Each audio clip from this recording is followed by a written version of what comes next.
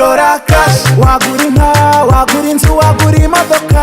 Yora Kashi. Kurya itanu wahinduka. Reka twakire umunyamahirwe wa mbere watsindiye amafaranga muri Airtel Tigo Yora Kashi, amafaranga angana n'ibihumbi 500. Kimwe cya kabiri yakimuhaye, agiye kuza ayore ikindi kimwe cya kabiri. Yitwa Bajyanama Eric. Hano ku isoko rya Musanze turi kumwe na Eric, umunyamahirwe watsindiye amafaranga muri Airtel Tigo Yora Kashi. Eric, witeguye kuyora? Niteguye kuyora, nubwo mbona bikomeye ariko ndabikoze. Wagura inka, wagura inzu, wagura imodoka. Yora Kashi. Kurya itanu wahinduka miliyoneri. Yora Kashi. Yora Kashi. Yora Kashi. Ni miliyoni buri munsi, miliyoni ebyiri buri cyumweru, igihembo nyamukuru miliyoni 20.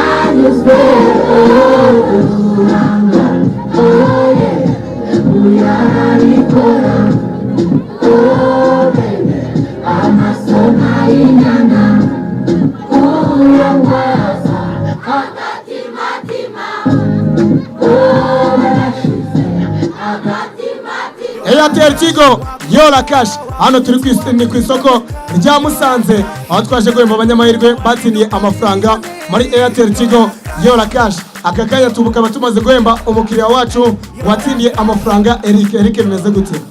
Sawa cyane. Eric, watsindiye amafaranga angahe? 500. Eric, aya mafaranga utsindiye muri Airtel Tigo Yora Kashi ugiye kuyakoresha uwe mushinga? Sanzwe mfite imishinga myinshi iragenda yiyongera mu yandi nkomeze imishinga yanjye. Ugiye kugenda wongere mu yandi. Abataritabira Yora Kashi muri aka kanya n'icyo wabatangariza? Nabatangariza ko bakwitabira Yora Kashi kubera ko nk'ubu ngubu umushinga wanjye niba hari icyo naburaga ngiye kugenda nyongeremo kugira ngo ukomeze wenjoying. Yora Kashi.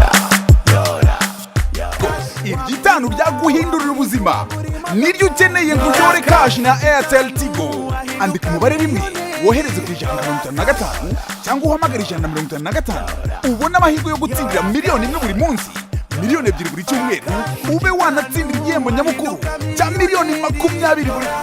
Yora Kashi hamwe na Airtel Tigo, umurongo ukoreshwa na benshi mu Rwanda.